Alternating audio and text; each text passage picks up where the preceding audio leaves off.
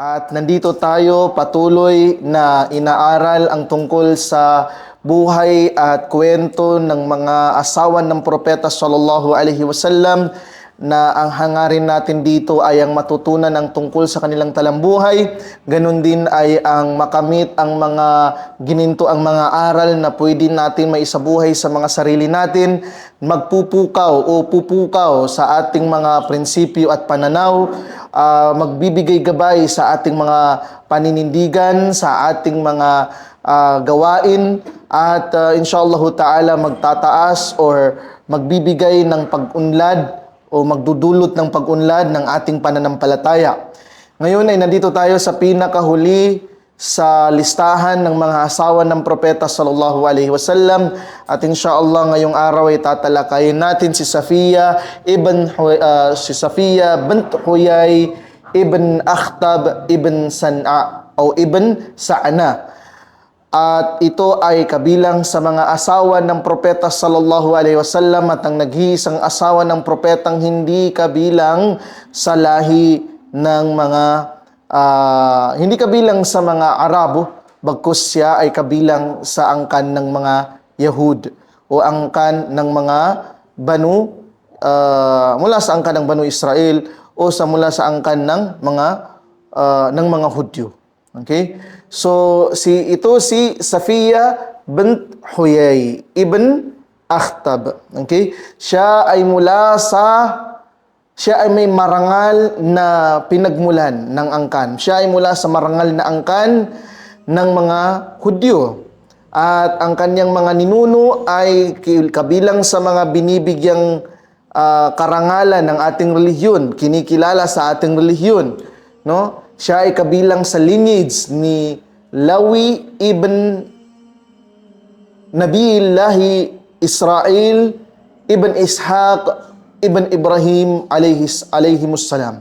So, itong si Safiya bint Huyay ay mula sa angkan ng mga Yahud, specifically mula sa lineage ni Levi. Si Levi, or sa English ay Levi, or sa Arabic ay Lawi ibn Yaqub o ibn Israel, sapagkat si Israel na tinatawag, yun ay si Jacob or si Yaqub. Okay? The 12th tribe of Israel is from the sons of Jacob. So si Jacob ay tinatawag na si Israel. Oo. So ngayon, siya ay mula sa mga anak ni Jacob, anak ni Israel, na anak ni Ishaq, na kapatid ni Ismail alayhis salam o alayhimus salam, na mga parihong anak ng ama ng mga mananampalataya o ama ng mga propeta o ama ng mga mananampalataya na sa Ibrahim alayhis salam. Okay? So ito ang lahing pinagmulan specifically nitong si Safiya bint Huyay ibn Akhtab. Okay? At siya ay maituturing na kabilang sa lineage o kabilang sa mga anak ni Harun ibn Imran. Sino si Harun ibn Imran? Si Harun ay kapatid ni Musa ibn Imran. Okay? Sapagkat si Musa ay may kapatid. Si Musa ibn Imran, kapatid niya si Harun ibn Imran. Okay? So, si Harun ay ang pinagmulang lahi o pinagmulan ng lahi ni Safiya bint Akhtab. Kasi kumbaga, itong si Levi, itong si Lawi, kabilang sa kanyang mga sumunod na mga anak, ay ito ng sina Harun at saka sina Musa. Kumbaga, sumunod na mga lahi mula sa angkan ni Levi. Itong sina Harun at saka sina Musa. Okay? So, kung baga, ang mga ninuno na ito ni Safiya ay mula sa mga kilalang mga propeta ng Allah mula sa Banu Israel. Okay? Mula sa Banu Israel. And that's why, nabanggit sa isang hadith na kung saan ang propeta sallallahu alaihi wasallam, dumating ang propeta sallallahu alaihi wasallam sa bahay ni Safiya. Pagkatapos ay sinabi ni Safiya, taqulu Safiya radiyallahu anha, nung pumasok ang propeta sallallahu alaihi wasallam sa aking bahay, sinabi niya kay propeta sallallahu alaihi wasallam, qad balagani anna an Aisha wa Hafsa kalam. Sabi ni Safiya kay propeta, nagrereklamo siya.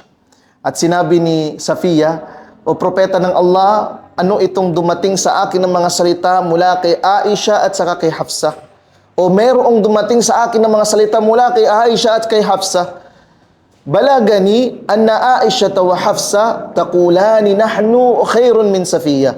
Ang umabot sa aking balita o salita na itong si Aisha at si Hafsa ay nagsasabing pareho na kami ay mas mainam kaysa kay Safiya. Bakit daw? Sabi daw ni Aisha at saka ni Hafsa, nahnu banatu ammi Rasulillahi sallallahu alaihi wasallam wa azwajihi. So sabi ika ni Hafsa at saka ni Aisha, kami ay mula sa mga anak ng mga tiyuhin ng propeta sallallahu alaihi wasallam. Sabi ng propeta sallallahu alaihi wasallam bilang pagtugon sa reklamo ni Safiya, sabi ng propeta, ala kulti, hindi mo sinabi ika ng propeta, hindi mo sila sinagot. Kumbaga, sana sinagot mo sila, tinuturuan ng propeta sallallahu alaihi wasallam si Safiya ng sagot na dapat niyang itugon doon sa sinabi ko o sinabi ika ni Aisha at saka ni Hafsa. Ala kulti, hindi mo ba sinabi? Wa kayfa takunani khairan minni? Paano niyo sinabi na kayo ay mas mainam kaysa sa akin? Wa zawji Muhammadun wa abi Harun wa ammi Musa. Na sabihin mo sa kanila, bakit niyo nasabing mas mainam kayo sa akin?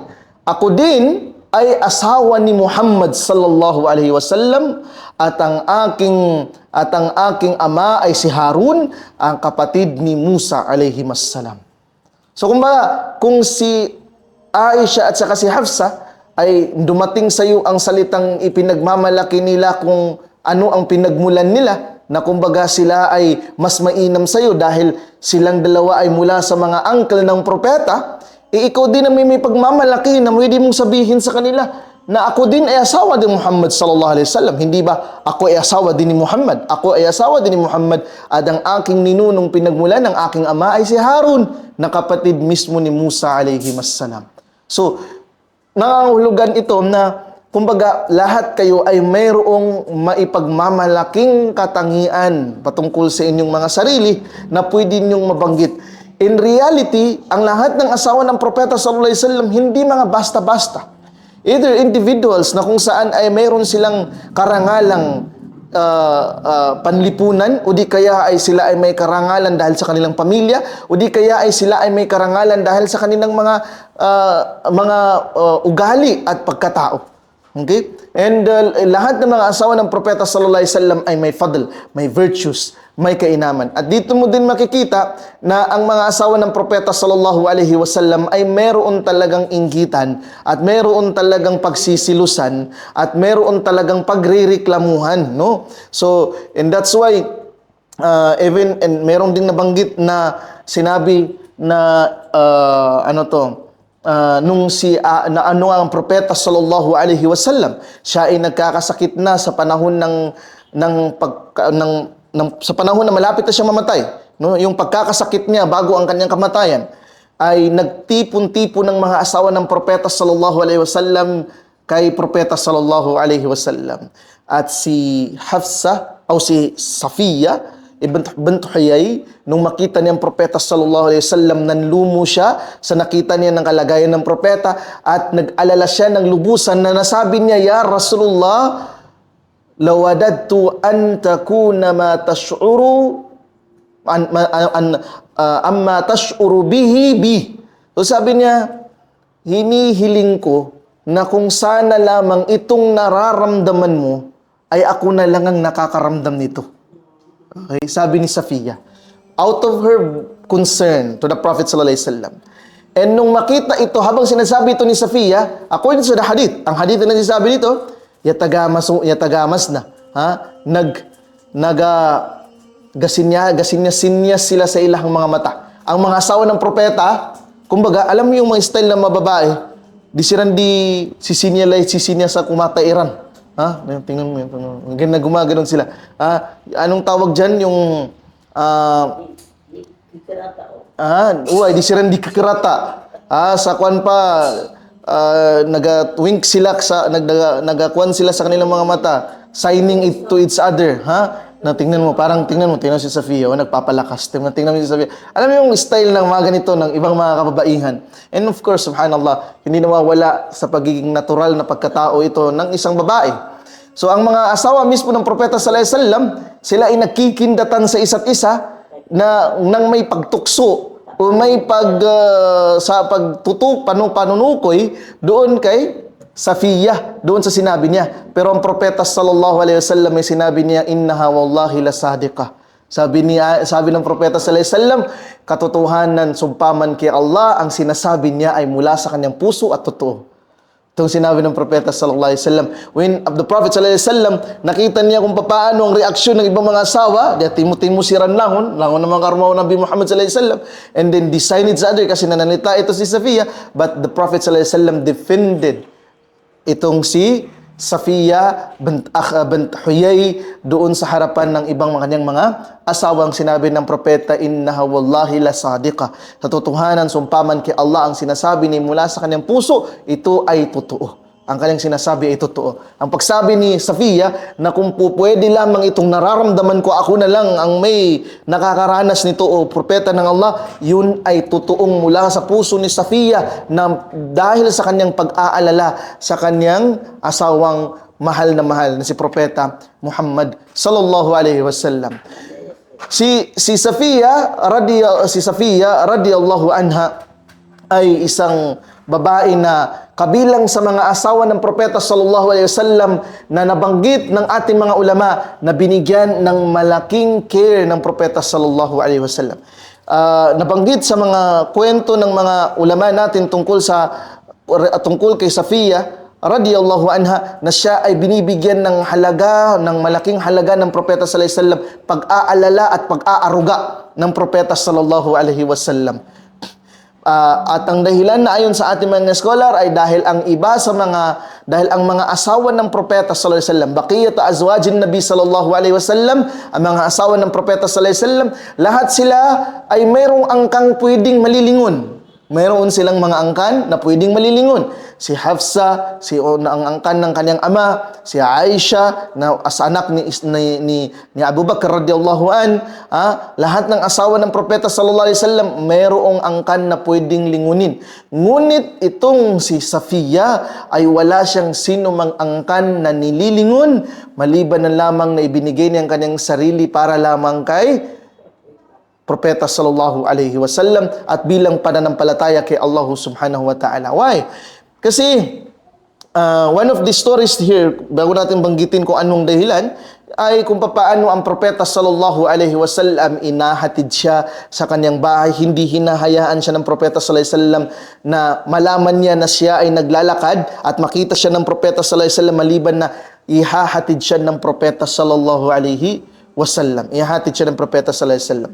Of course, maliban sa mga bagay na ang babae ay ang asawa ng propeta sallallahu alaihi wasallam hindi niya alam, ang propeta sallallahu alaihi wasallam hindi niya alam na ang kanyang asawa ay mayroong naging pangangailangan sa labas. Ngayon pa man, kapag nakita niya itong si Safia ay talagang hinahatid niya even if nandoon siya sa isang i'tikaf.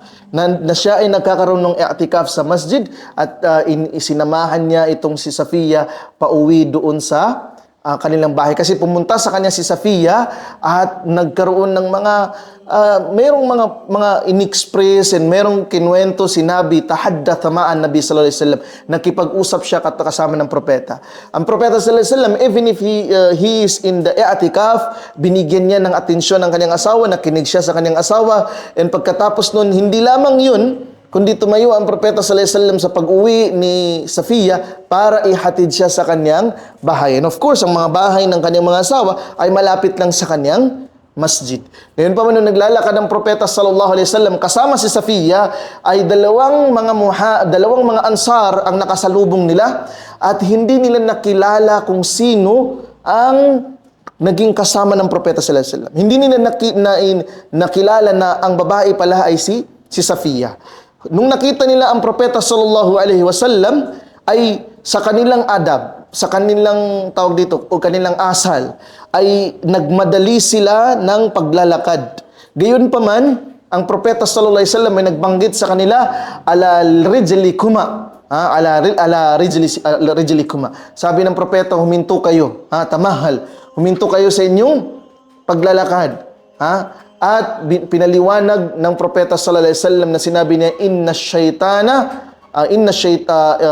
shaytana yajri minal ins majriyad dam. Sabi ng propeta sallallahu alaihi wasallam, katotohanan ng syaitan ay tumatakbo sa isang tao katulad kung paano tumatakbo ang dugo sa kanyang katawan. So why?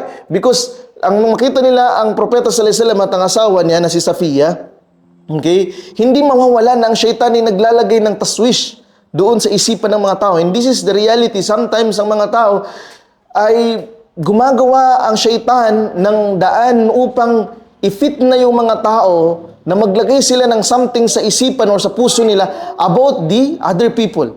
Okay? Like panghimasukan nila, pag-uusapan nila ang issue ng dalawang mag-asawa, o di kaya ay ang kalagayan ng dalawang mag-asawa, o di kaya ay binibigyan nila ng kumbaga ay ginagawa nilang topiko sa kanilang mga sarili, o di kaya ay pinaghihinalaan nila, o di kaya ay pinag-isipan nilang hindi maganda. So, ang propeta sallallahu alaihi wasallam, upang maging sigurado siya tungkol doon, kaya sinabi niya na huminto ang dalawa upang matiyak na talagang ang dalawa ay walang naging masamang isipan patungkol sa kanilang nakita na si propeta Muhammad sallallahu alaihi wasallam kasama ni Safiya. Gayon pa man, nung maging malinaw ito kay propeta Muhammad sallallahu alaihi wasallam, nung maging malinaw kay propeta Muhammad sallallahu alaihi wasallam na ang dalawa ay hindi naman naging ganun ang kanilang pananaw, at of course they are from the Ansar, these people from Ansar, they are hindi itong mga individual na mga basta-basta lamang. So ang taswish ng syaitan, hindi mo masasabing sa mga normal individual lang. Hindi mo kailanman masasabi na ikaw ay very righteous and very pious person na hindi ka dinadatnan o hindi ka tinatablan ng mga taswish ng syaitan. Okay? So kahit pa yung tao na mayroong knowledge, even pa yung tao na mayroong pananampalatayang matuwid kay Allah, maaring na paglaruan ng syaitan ang kanilang mga damdamin. And that's why nung makita ito ng propeta sallallahu alaihi wasallam, maybe in some of the reaction of the two sahaba, nakitaan ng propeta sallallahu alaihi wasallam ng pagdadalawang isip, maybe nakitaan ng propeta ng pagtataka, and that bothers the prophet sallallahu alaihi wasallam. And that's why pina-stop niya. Okay? Pero of course, he is a prophet. Maybe he was informed that na ang dalawa is not actually what the prophet sallallahu alaihi wasallam thought of thinking, na ang dalawa ay may iniisip na iba patungkol tungkol sa kanilang nakita. And that's why ang propeta ay nagpaliwanag siya na ang dahilan ng pagpigil niya sa paglalakad ng dalawa ay upang matiyak ang dalawa ay walang tunay, wala silang anumang naisip na masama, dahil ika ng propeta, ang syaitan ay tumatakbo sa tao katulad ng pagtakbo ng dugo sa ating katawan. Okay? So, ganun kung paano ang propeta sallallahu alaihi wasallam sa kanyang asawa na si Safiya. So that is a very important lesson that we have to understand, that hindi dahil sa we have knowledge, hindi dahil sa we have this understanding of our religion, hindi dahil sa may pinag-aralan tayo, hindi dahil sa may mataas na ibada ka, hindi dahil sa akala mo mataas ang iman mo, ay hindi ka mapaglalaruan ng syaitan. Where in fact, kung gaano kataas ang iman mo, ganun din kalakas ang syaitan. Okay? Na ikaw ay iligaw, na ikaw ay baliktarin doon sa pananampalataya mo. And that is why we have to understand, kailangan nating maintindihan na ang batayan o ang patunay ng gabay sa atin ng Allah, ang patunay o ang batayan ng gabay sa atin ng Allah, hindi sa pagiging matuwid natin. Hindi sa pagiging matuwid natin. Ang gabay ng Allah ay makikita sa pagkakamali natin. Okay? Makikita sa pagkakamali natin. Most of us thinking that we are guided because we are doing right. We are always doing right, alhamdulillah. Yes, that is part of the guidance of Allah, but the greatest manifestation that we are guided is when we fall to mistake and then we go back, in repentance to Allah Azza wa Jal. Kasi yun ang tunay na gabay. Kapag ikaw ay naligaw at nagawa mo pa rin bumalik sa tama. Na ikaw ay nagkamali, ngunit nagawa mo pa rin na iwasto ang iyong sarili. Na ikaw ay naligaw, ngunit nagawa mo pa rin bumalik sa pananampalataya o pagsunod kay Allah subhanahu wa ta'ala. So ang tunay na gabay ay hindi nakikita sa pagiging matuwid. Ang tunay na gabay ay makikita natin kung papaano tayo binibigyan ng Allah ng pagkakataong bumalik pagkatapos tayong magkamali. Okay? It is not through our righteous deeds, the continuous righteousness, but it is how we fall into mistakes and we go back to Allah, repenting to Allah Azza wa Jal. That is the real signs of the guidance of Allah Azza wa Jal. Okay? Yan ang tunay na gawan ito ang tunay na palatandaan ng gabay ng Allah.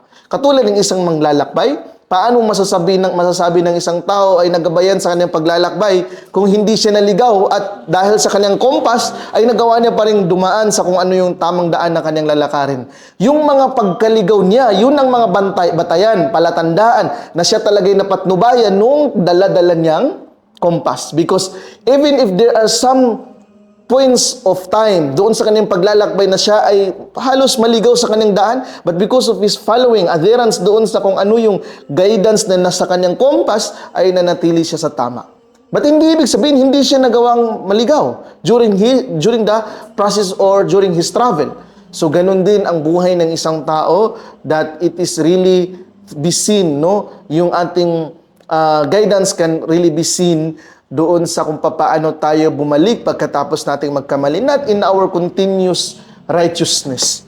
Okay? At hindi talaga natin magagawang maging kumpiyansa sa ating pananampalataya dahil lamang sa ating sunod-sunod na gawaing mabuti. We are always prone sa laro ng shaitan. Okay? So ngayon, paano ba napangasawa ng propeta sallallahu alaihi wasallam itong si Safiya bint Huyay? Si Safiya ay napangasawa ng propeta sallallahu alaihi wasallam pagkatapos ng Gazwatu Khaybar. Okay? At ano ba ang Gazwatu Khaybar? Ang Gazwatu Khaybar, okay, ang Gazwatu Khaybar, ito ay nangyari noong itinaboy ng propeta sallallahu alaihi wasallam Banu Nadir. Okay, nabinisyon natin na mayroong 3 malaking tribo ng mga Hudyo sa Madina. Ano yun? Banu Nadir, Banu Qurayza, Banu Qaynuqa. Okay?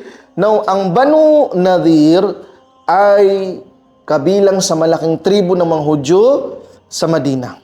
Gayunpaman, noong Gazwatul Hudaybiyah at pagkatapos nun, ng Gazwatul Hudaybiyah, nagkaroon ng aksyong pagtatraidor ang Banu Nadir kay Propeta Muhammad sallallahu alaihi wasallam. Sa anong paraan? Sa pamamagitan ng paghahangad nilang patayin ang Propeta sallallahu alaihi wasallam. Gusto nilang dalhin ang propeta sa isang pagtitipon, sa isang ijtima, sa isang meeting, and doon nila pinaplanong patayin ang propeta sallallahu alaihi wasallam sa pamamagitan ng paghulog sa kanya ng malaking bato. Okay? Gayon pa man, ang propeta sallallahu alaihi wasallam ay naunahan ng revelasyon.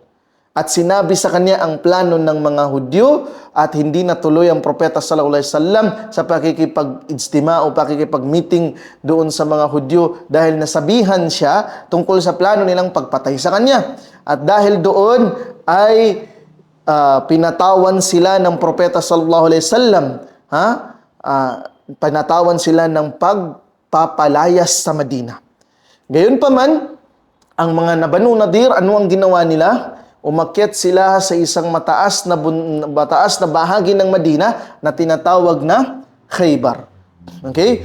Kinuha nila ang kanilang mga kayamanan, dala-dala nila. At pagkatapos ay pinagsisira nila ang kanilang mga bahay. Kasi sabi nila, ano ang meron sa kagustuhan ni Muhammad na ipatalsik tayo dito sa Madina? Ang lupa ay malawak. Para sa kanila, sabi nila, ang lupa ay malawak. So sabi nila, ano ang gawin natin? Sabi nila, gawin natin ay dalhin natin mga kayamanan, sirain natin ang ating mga bahay para hindi ito mapakinabangan ng mga Muslim. So sinira nila ang mga bahay nila bago sila umalis at dinala nila ang kanilang mga kayamanan at umakyat sila sa mataas na bahagi ng Madina na isang lugar malapit sa Madina, ang Khaybar, at doon ay lugar ng maraming mga nakhla, maraming mga puno ng nakhla.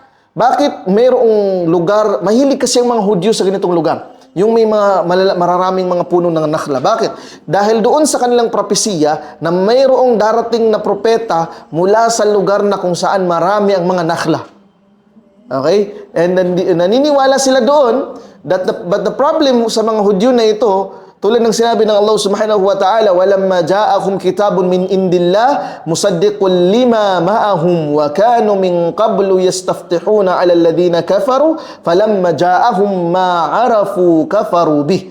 Sabi ng Allah subhanahu wa ta'ala, describing the Jews, itong mga Hudyo, na noong dumating sa kanila ang libro mula kay Allah na nagpapatunay sa kung ano ang noon ay kiniklaim nila at inihahayag nila sa mga tao na mangyayari.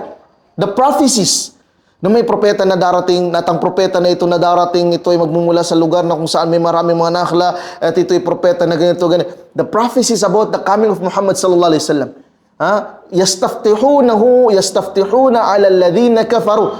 Pinagyayabang nila ito. Ipinangangalandakan nila ito doon sa mga tao. Ngunit falamma ja'ahum ma arafu kafaru bihi. Ngunit nung dumating sa kanila kung ano ang sinasabi nila, ay hindi sila naniwala at sila ay tumakwil sa kanilang paniniwala. So yung sinasabi nila na pinagmamayabang nila, nung dumating sa kanila, pinahayag na yun sa kanila ng Allah at nakita nila na ito'y propeta mula sa mga Arab. Ito ay isang propetang pangalan niya Ahmad na si Muhammad sallallahu alaihi wasallam. Nung makita nila ito, kafaru bihi. Itinakwil nila ang pananampalataya sa kanila. Pilipina, pero yung sa kanila na Jew. Apo, ano ho? They believe that the prophet coming will Akala nila, iniisip nila ng propeta ay magmumula pa rin mula sa kanila, ngunit nung makita nila na ang propetang dumating ay hindi mula sa kanila, na-disappoint sila. And that's why hindi sila naniwala dito. Ngunit all the signs of prophethood ay nakita nila doon kay propeta Muhammad sallallahu alaihi wasallam. So pumunta sila sa Madina, pumunta sila sa Khaybar. At doon sila nanatili at nibisid sila ng propeta sallallahu alaihi wasallam. Okay? Nagkaroon ng siege. Na kung saan nanatili ang propeta sallallahu alaihi wasallam doon at hanggang sa sila ay nagkaroon ng digmaan at napatay ang ama at asawa doon ni Safiya. Doon sa digmaan na yun. Napatay ang kanyang ama at ang kanyang asawa doon sa digmaan na yun. Okay? At nung pagkatapos ng Ghazwatul Khaybar, kabilang si Safiya sa mga naging spoils of war o naging booty of war. Okay? Kabilang siya sa mga ganima, kabilang siya sa mga naiwan na mga nahuli, mga prisoners of war, and soon to be slaves for the Muslims, di ba? Sila ay magiging under sa ownership, milkiya ng mga Muslim.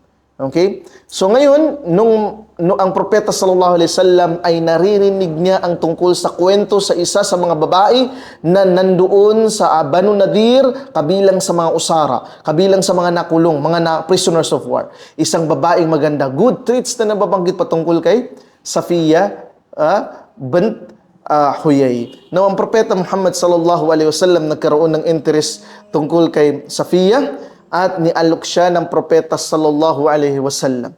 Pinapili siya ng propeta sallallahu alaihi wasallam. At sinabi ng propeta sallallahu alaihi wasallam, pinapapipili kita. Kung pipiliin mo ang Islam ay magiging asawa kita.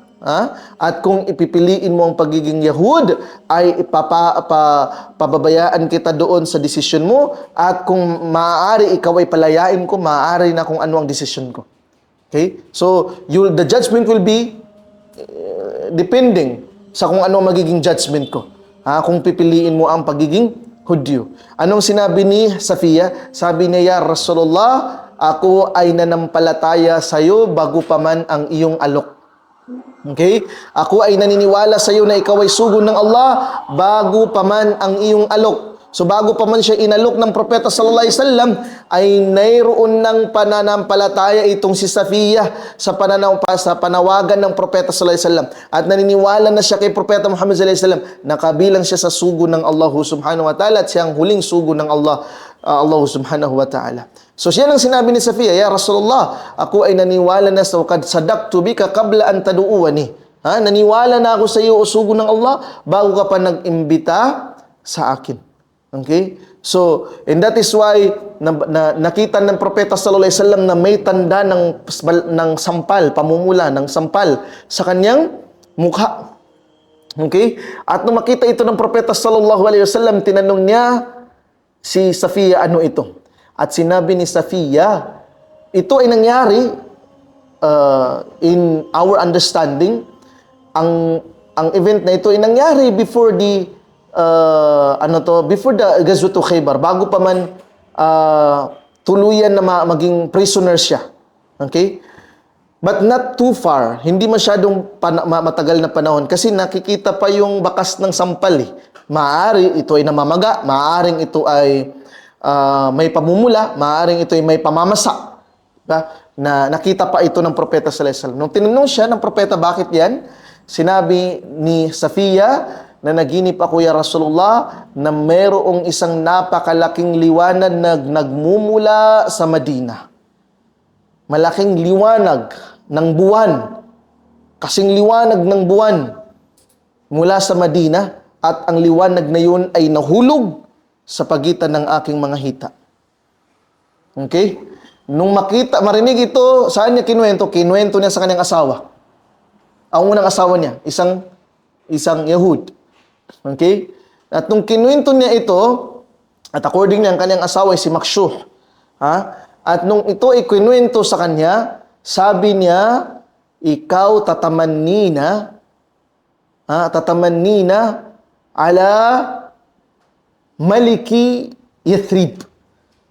Sabi niya, ikaw ay nagnanais, naghahangad, nagnanasa ng isang lalaki na nagpapakilalang hari ng Madina. Okay, so nagselos yung asawa niya. Sabi niya yung panaginip na yan, sinampal niya. Sabi niya, sa panaginip mo na yan, naghahangad ka ng hari ng Madina, mapangasawa ka. But actually, that is a prophecy to Safiya that she will be one of the Ummul Mu'minin. Magiging kabilang siya sa mga Ummuhatul Mu'minin. Magiging kabilang siya sa mga asawa ng propeta sallallahu alaihi wasallam. Okay? And that dream ay nakita ni Safiya before pa ang pangyayari ng Ghazwat Khaybar. And that's why nung nakita siya ng propeta sallallahu alaihi wasallam at pinapili siya ng propeta sallallahu alaihi wasallam, walang pag-alinlangan na binanggit ni Safiya, naniwala na ako sa iyo o sugo ng Allah bago pa man ako ay iyong imbitahan. Yun nga, dahil na naginip pa siya tungkol kay propeta sallallahu alaihi wasallam. And yun nga yung bakas ng sampal ng pamamaga or maybe pamamasa mula sa kanyang mukha. So we can interpret na yung pagsampal sa kanya is maybe days or maybe a day before the killing of his husband. Kasi nandun pa yung pasa na nakita ng propeta sallallahu alaihi wasallam mula doon sa kanyang mukha. Okay? At ayon sa ating mga ulama ng kasaysayan, si Safiya ay napangasawa ng propeta sallallahu alaihi wasallam and she is only 17 years old. Okay? 17. Siya ay only 17 years old nung siya ay napangasawa ng propeta Muhammad sallallahu alaihi wasallam. At itong si Safiya ay isang babaeng matalino at napakaganda And where in fact si Zainab bint Jahsh, nung makita niya si Safiya ay sinabi niya, nung makita ko ang babaeng ito ay wala na akong ibang naisip na maaaring makatalo sa atin maliban sa kanya. So tinutukoy niya, makatalo sa atin. Yani, mga asawa ng propeta sallallahu alaihi wasallam. Wala na akong naisip na makakatalo sa atin maliban sa babae na ito. It means doon sa kung paano yung ganda at katangian ng Safiya bint Huyay. Okay? Na kung saan ay napansin nga ni Zainab bint Jahsh. When in fact, who is Zainab bint Jahsh? One of the prettiest wife of the Prophet sallallahu alaihi wasallam. As we mentioned nung time na din-discuss natin si Zainab bint Jahsh, na napaibig ang propeta sa kanya o nagkagusto ang propeta sa kanya o nagkaroon ng something sa kalooban ng propeta nung makita niya si Zainab. Diba? Which is ginamit ito ng mga kufar as a sign, as a words para batuhin ng issue ang propeta sallallahu alaihi wasallam na paano si Muhammad na nagkagusto siya sa asawa ng kanyang inaanak. Okay?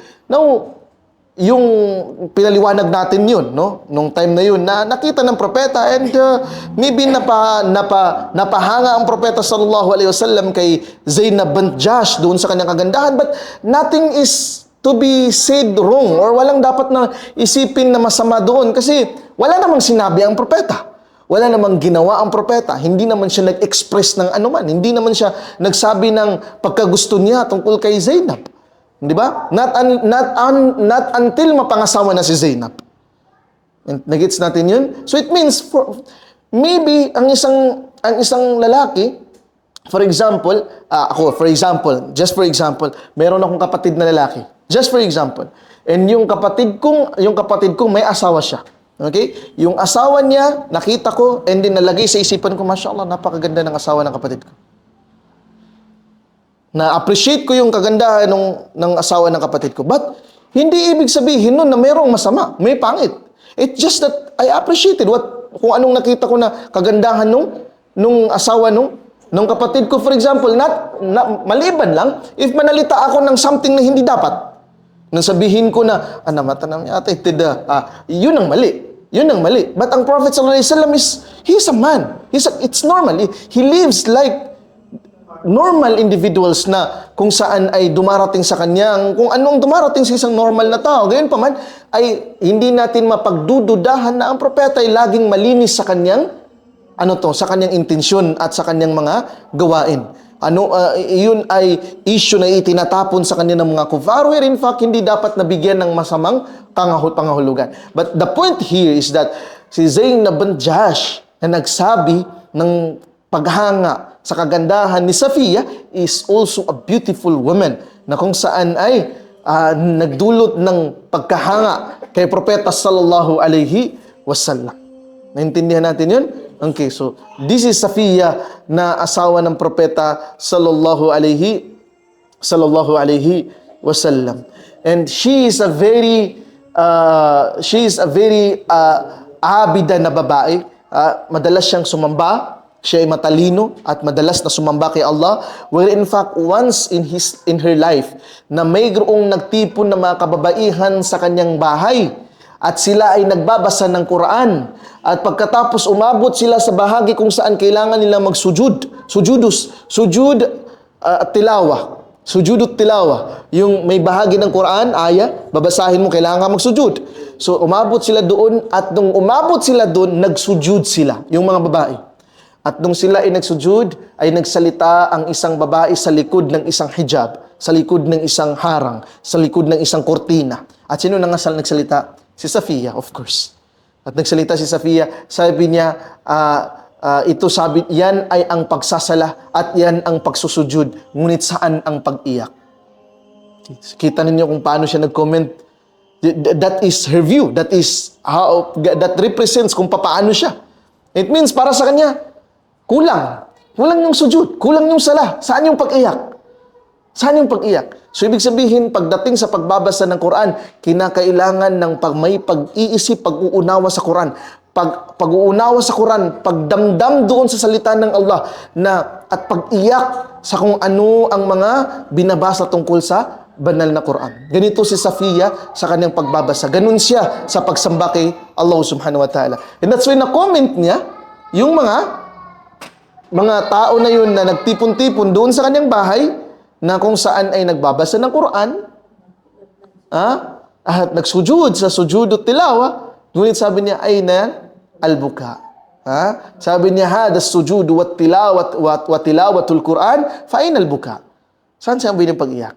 So doon makikita mong magre-represent yun kung paano siya. Okay? Hindi siya na kontento sa nakita ng pagsujud at pag-iyak, pagbasa lamang. Sabi na, saan ang pag-iyak?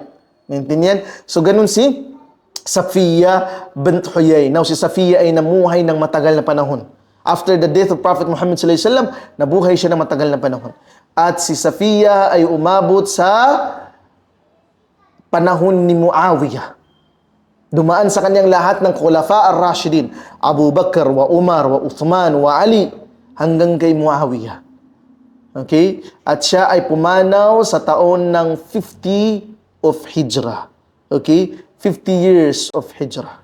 Doon ay binawian ng buhay si Safiya at sumunod sa kanyang mahal na asawa at propeta sa Rafiqul A'la, doon sa pinakamataas na bahagi ng kalagayan ng paraiso sa panahon ng ika-50 ng Hijrah. At yan ang tungkol sa buhay ni Safiya bint Huyay, ang asawa ng propeta sallallahu alaihi wasallam na Yahudiya o kabilang sa mga angkan ng mga Yahud. Specifically sa aling angkan? Banu Nadir.